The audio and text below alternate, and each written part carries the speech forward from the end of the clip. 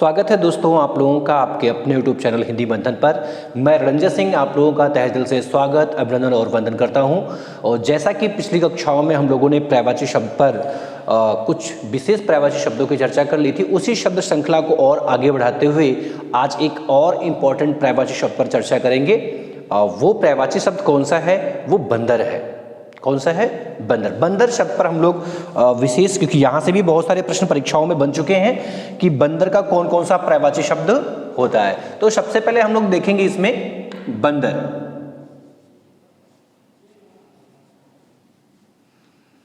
अगर बात हम लोग बंदर की करें और आपसे पूछा जाए कि ये बंदर कैसा शब्द है, बंदर कैसा शब्द है, तो ध्यान रहे बंदर एक तद्भव शब्द है। कैसा शब्द है?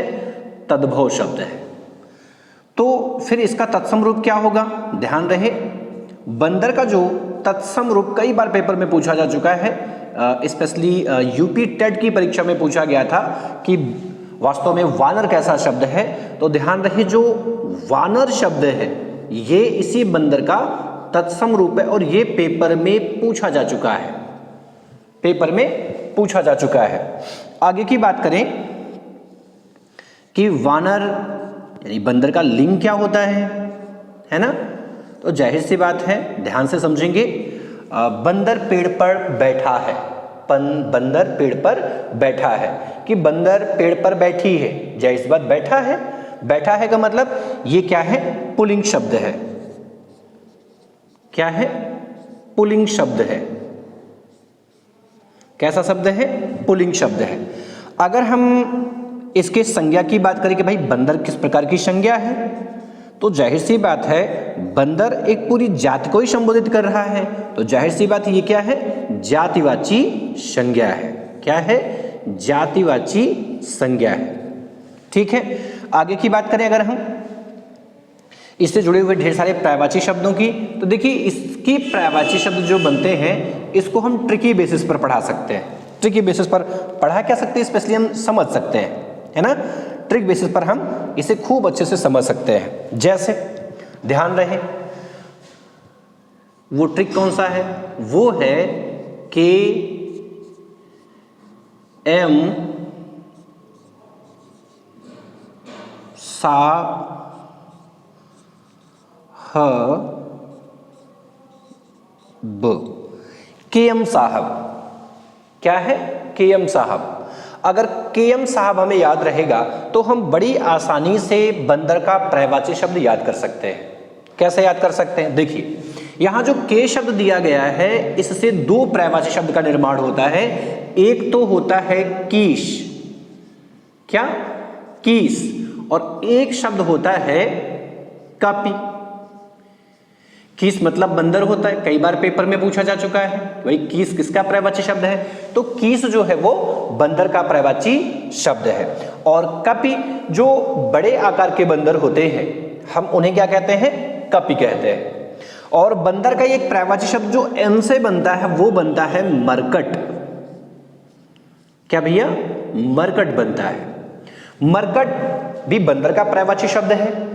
अब ये जो मरकट है, आखिर बंदर को हम लोग मरकट क्यों कहते हैं? तो उसके पीछे का रीजन ये है कि बंदर एक चालाक और चतुर जाति है, इसीलिए हम बंदरों को क्या कहते हैं? मरकट कहते हैं। अच्छा एक बात और ध्यान रखें, इसमें सा से क्या बनेगा? सा से बन जाएगा शाखा मृग। क्या बनेगा? शाखा मृग बनेगा। ठीक है, अब बंदर को हम शाखा मृग क्यों कहते हैं? क्योंकि जो बंदर होता है वो इन शाखाओं पर क्या करता है? मृग की भांति उछल कूद मचाता है। जिस तरीके से मृग जो है वो जंगल में उछल कूद मचाता है ना, ठीक वैसे ही जो बंदर होता है वो पेड़ की शाखाओं पर उछल कूद मचाता है, यहां से वहां से वहां कूदता है। इसीलिए हम लोग बंदर को क्या कहते हैं? शाखा मृग कहते हैं। ठीक है, और ये देखिए हा से क्या बनता है? हा से हम लोग बंदर को क्या कहते हैं? हरि कहते हैं। ध्यान रहे ये हरि जो है ये एक अनेकार्थी शब्द है।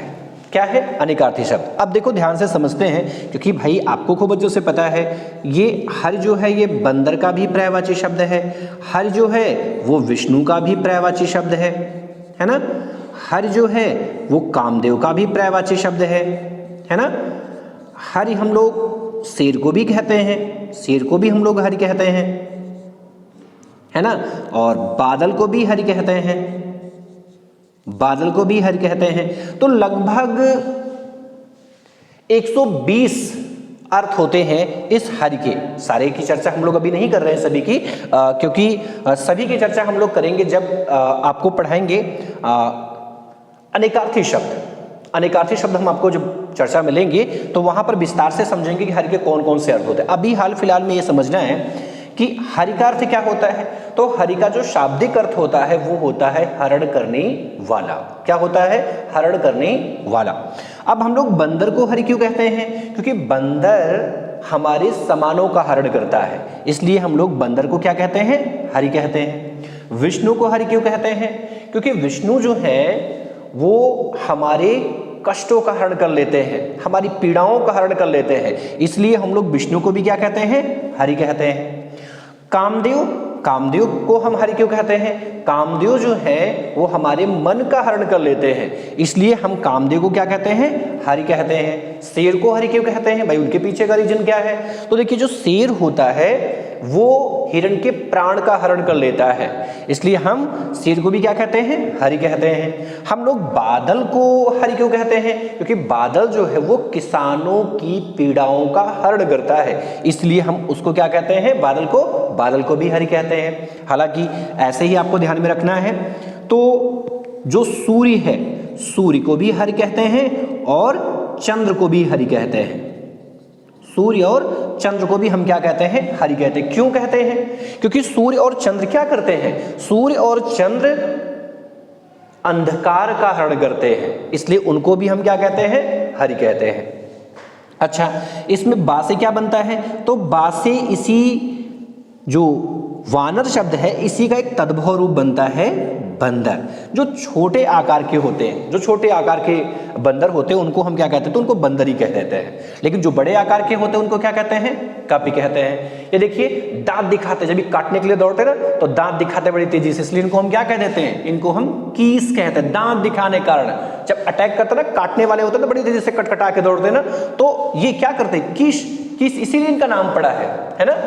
अच्छा, इनको कपि क्यों कहते हैं? मैंने आपको बताया जो बड़े आकार के बंदर होते हैं उनको हम कपि कहते हैं, और बंदर चालाक और चतुर होते हैं इसलिए इनको हम क्या कहते हैं? मरकट कहते हैं। इनको शाखा मृग क्यों कहते हैं? क्योंकि ये पेड़ की शाखाओं पर उछल कूद मचाते हैं, इसलिए इनको हम शाखा मृग कहते हैं। और बंदर को हरि क्यों कहते हैं? क्योंकि ये हमारे सामानों का हरण करता है। और बंदर को तो बंदर कहते हैं, किन बंदरों को बंदर ही कहा जाता है? तो जो सामान्य आकार के बंदर, जो छोटे बंदर होते हैं उनको हम क्या कहते हैं? बंदर कहते हैं। अब आपसे पूछा जाए कि बंदर कैसा शब्द है, तो ध्यान रहे बंदर एक तद्भव शब्द है। इसका तत्सम रूप क्या बनेगा? तो वानर इसका तत्सम रूप है। बंदर किस प्रकार का लिंग है? बंदर का लिंग अगर पूछा जाए तो बंदर शब्द जो है वो पुल्लिंग शब्द है। और बंदर किस प्रकार की संज्ञा है? तो बंदर जो है वो एक जातिवाची संज्ञा शब्द है। अब इसमें ध्यान रखने का विषय वस्तु एक ये बन जाता है, देखो एक शब्द तो आता है भैया कीस, एक शब्द इसी से मिलता जुलता आता है जिसे हम कहते हैं कीर। एक शब्द ऐसे मिलता जुलता शब्द आता है जिसे हम कहते हैं करी। एक ऐसे ही मिलता जुलता एक शब्द आता है जिसे हम कहते हैं कर। ध्यान रहे, अगर हम बारीकी के साथ चीजों को पढ़ेंगे और समझेंगे तो ध्यान रहे ये हमारा हिंदी जो है वो बहुत आसान हो जाएगा। ध्यान रहे, अगर कीस पूछ रहा है ये बंदर का पर्यायवाची है। किसका है? बंदर का पर्यायवाची है। और कीर किसका पर्यायवाची है? तो कीर जो है वो तोता का पर्यायवाची शब्द है। और अगर आपसे करी पूछा जाए तो करी किसका है? तो ये करी जो है वो हाथी का पर्यायवाची शब्द है। और अगर कर पूछा जाए तो कर जो है ये हाथ का पर्यायवाची शब्द है। ये संस्कृत भिन्नार्थक में आते हैं, समुच्चरित भिन्नार्थक शब्दों में इनको पूछा जाता है। ठीक है, दूसरी महत्वपूर्ण बात बताएं आज के लिए। आप क्वेश्चन ध्यान रखें कि इस क्वेश्चन का आंसर निवेदन है कि आप सभी लोग देने की कोशिश करें। अगर आंसर नहीं दे पाते हैं तो अपने नेक्स्ट वीडियो में हम इस आंसर को स्वयं भी देंगे, किंतु आप स्वयं देने की कोशिश करें। यहां से पता चलेगा कि आप पर्यायवाची पे आपकी पकड़ कितनी मजबूत हो पाई अभी तक, है ना। देखो दो शब्द ध्यान रखना, एक शब्द होता है द्वीप, एक शब्द होता है द्वीप, एक शब्द होता है द्विज। आपको इन तीन के तीनों ही शब्दों के अर्थ पोस्ट करने हैं, अर्थ बताने हैं कि दीप मतलब क्या, द्वीप मतलब क्या होता है, दीप मतलब क्या होता है और द्विज मतलब क्या होता है। क्या तीनों एक ही हैं? क्या तीनों एक ही हैं या तीनों के अर्थ अलग अलग होते हैं? आप क्रम से बताएंगे, ये ए नंबर है, ये बी नंबर है और ये सी नंबर। जब आप इस पे कमेंट करेंगे तो कमेंट कैसे करना आपको कि ए का क्या अर्थ है, बी का क्या अर्थ है और सी का क्या अर्थ है। ठीक है, इसके आगे की चर्चा हम आने वाली अगली वीडियो में करेंगे। तब तक के लिए धन्यवाद। लेकिन जाने से पहले आपसे निवेदन करता हुआ जा रहा हूं कि कृपया आप हमारे इस चैनल को लाइक भी करें, सब्सक्राइब भी करें और ज्यादा से ज्यादा लोगों के पास में शेयर करें, जिससे कि उनको भी इसका लाभ मिल सके। धन्यवाद।